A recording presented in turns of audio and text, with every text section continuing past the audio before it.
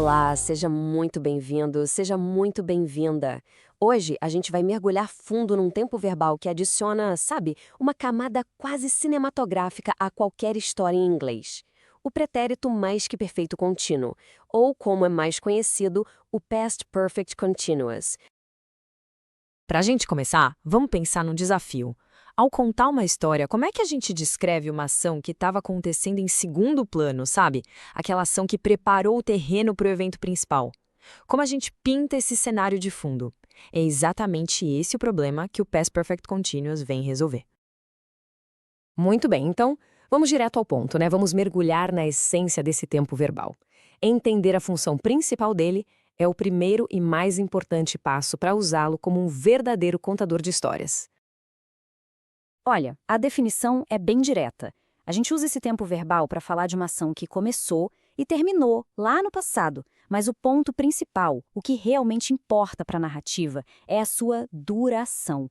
O foco não é quando a ação acabou, e sim todo o processo, todo o tempo que ela esteve acontecendo. Ok, então a gente já entendeu o porquê usar. Agora, vamos para a parte prática, o como. Como é que se formam as frases com o Past Perfect Continuous? A boa notícia é que a estrutura é, felizmente, bem lógica e bem consistente. Para construir uma frase afirmativa, a fórmula é super simples, é quase uma receita de bolo. A gente começa com o sujeito, depois vem a estrutura auxiliar, que é fixa, sempre had been, e para finalizar, o verbo principal com aquela terminação ing, o gerúndio. E esse exemplo aqui, olha, ele ilustra o conceito de uma forma brilhante.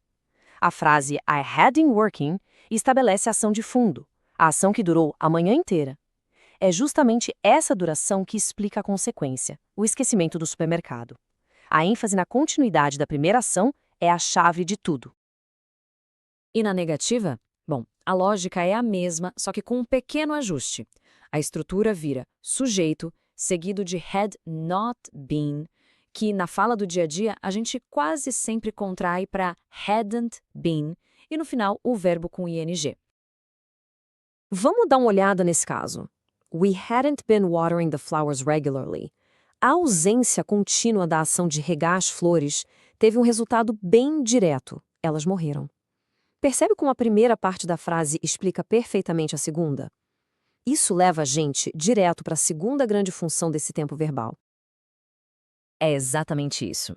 O Past Perfect Continuous não serve só para falar de duração, não. Ele é uma ferramenta poderosíssima para estabelecer relações bem claras de causa e efeito.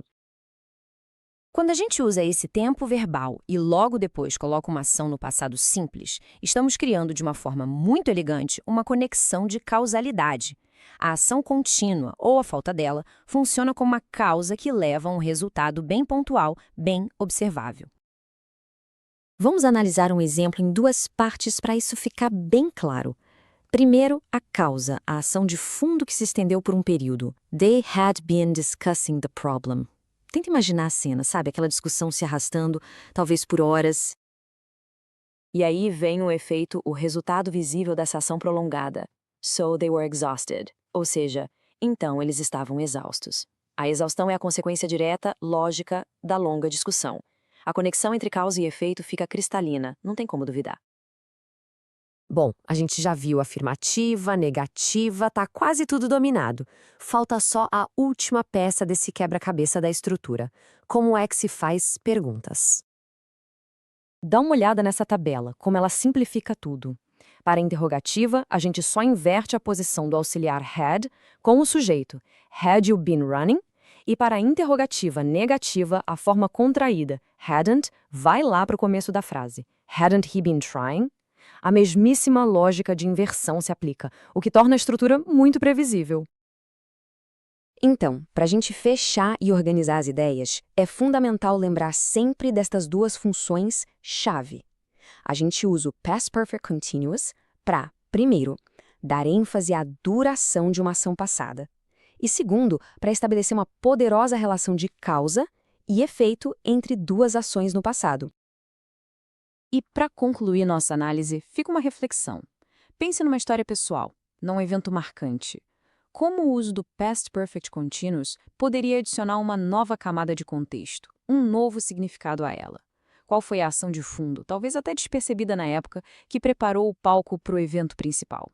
É uma ferramenta poderosa para qualquer contador de histórias. Obrigado por assistir e não se esqueça de deixar um like para ajudar o canal. Se não for inscrito, se inscreva e qualquer dúvida deixe nos comentários. Até o próximo vídeo.